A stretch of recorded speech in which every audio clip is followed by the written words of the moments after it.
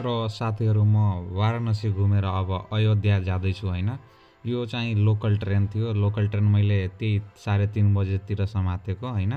अनि यहाँ राति 8:30 कि 8 बजेसम्म आइपुगेको थिएँ।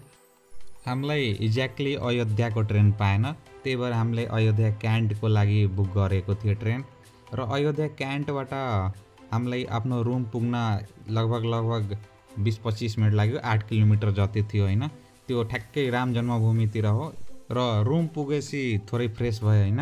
अनि फ्रेस भएपछि हामीले रातिको आरती हेरेर आराधना कीर्तनहरू हेरे दशरथ महलमा। यो दशरथ महल हो र यहाँ दादा गुरुजी पनि हुनुहुन्थ्यो। खासमा दशरथ महलको मेन पुजारीलाई भनिने हो त्यो।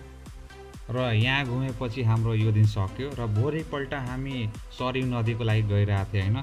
त्यही बिचमा हामीलाई नागेश्वरनाथ मन्दिर पनि दर्शन गरे।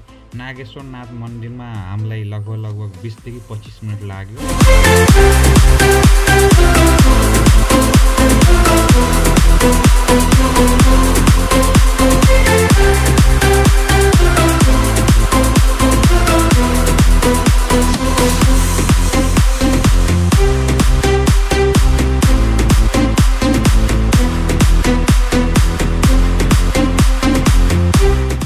भनिन्छ भगवान रामले सरयू नदीबाटै वैकुण्ठमा जानुभएको थियो र यही सरयू नदीको घाट।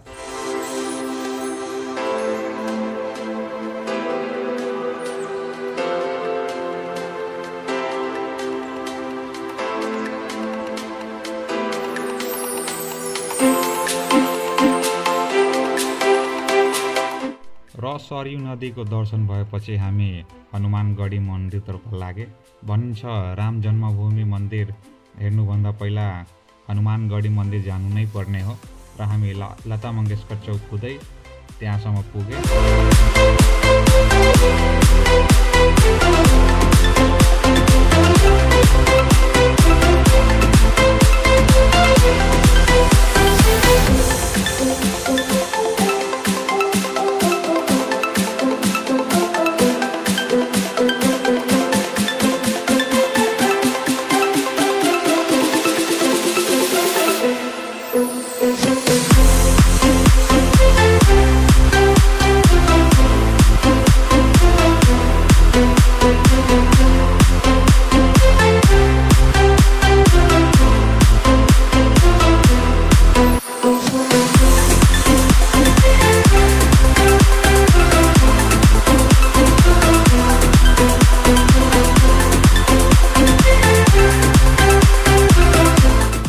मङ्गलबार भएर त्यहाँ एकदमै भिड थियो र हामीहरूले प्रसादहरू लिए र त्यहाँबाट हामी गए लाइनमा।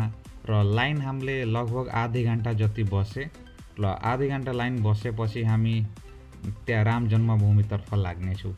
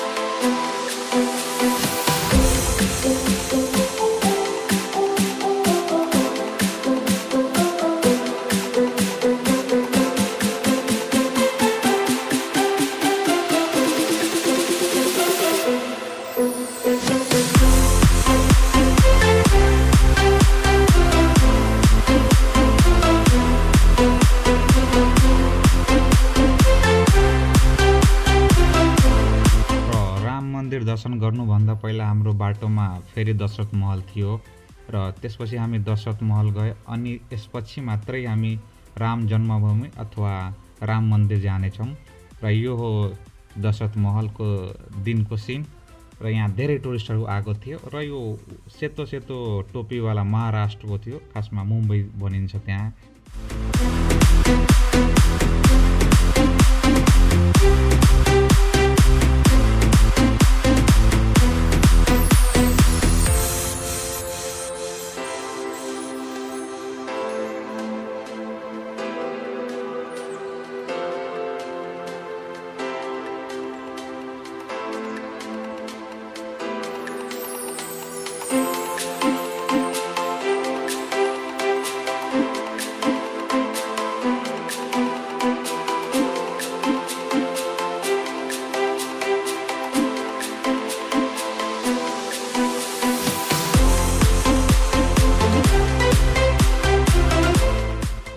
त्यहाँबाट हामी यो राम जन्मभूमि मन्दिर जाँदैछौँ र खासमा यो अर्को गेट हो। एउटा अझै गेट छ, मेन इन्ट्रान्स गेट जुन मेन रोडबाट पर्छ, त्योबाट आएन हामी यहीबाट आएको दशरथ महल हुँदै।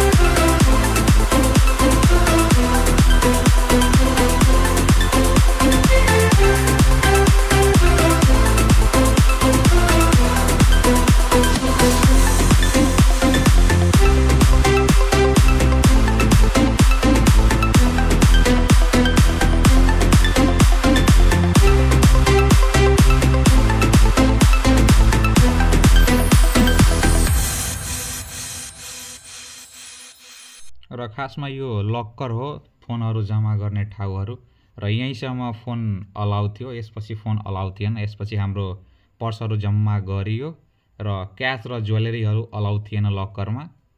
र त्यहाँबाट हामी दर्शन गरे र दर्शन गरेर एक्जिटमा फेरि लक्करमै आइपुगे र सामानहरू पिकअप गरे यहाँबाट।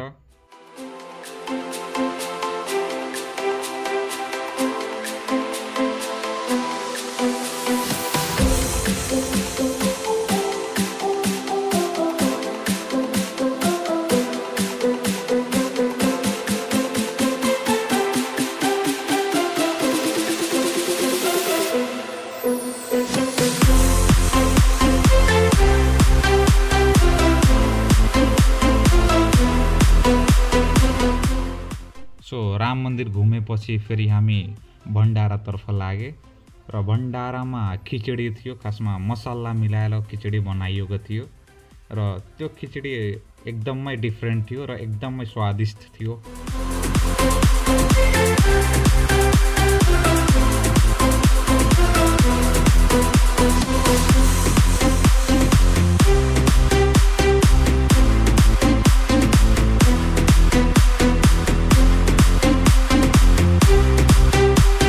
त्यहाँबाट हामी होटेलमा गए र यो मेन रोडतिरको होटेल थियो, एकदमै लग्जरी होटेलमा हामी गए, रेस्टुरेन्ट भनौँ त्यसलाई। र यहाँ 350 आइसीको एक प्लेट भेज थाली थियो र यहाँ ननभेज अभाइलेबल थिएन। त्यो चाहिँ राम्रो कुरा हो, धाममा ननभेज अभाइलेबल नहुनुपर्ने, र त्यो चाहिँ एकदम छ यहाँ। यहाँ खाना खाएपछि हामीहरू मार्केट एक्सप्लोर गर्न थाले र लगभग 2-3 घन्टासम्म हामीलाई लाग्यो मार्केटहरू एक्सप्लोर गर्न, र त्यसपछि हामी रुम फर्किनेछौँ।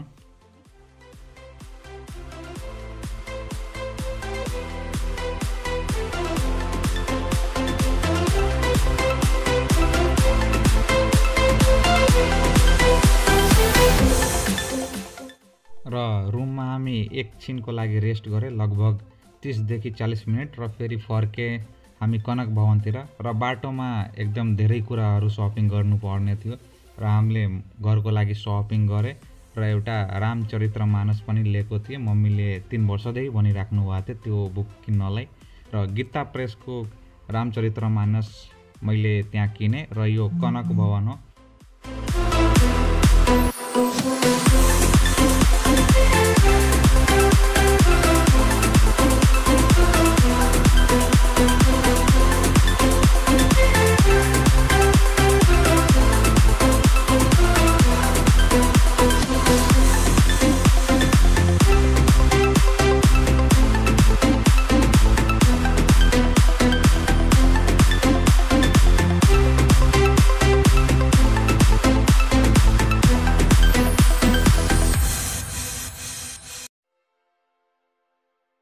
र कनक भवन राम्ररी एक्सप्लोर गरेपछि हामी स्ट्रिट फुडहरू ट्राई गरे र बेलुका भइसकेको थियो। हाम्रो ट्रेन पनि रातितिर थियो वृन्दावनको लागि, र यो गुरुदादाको महल थियो।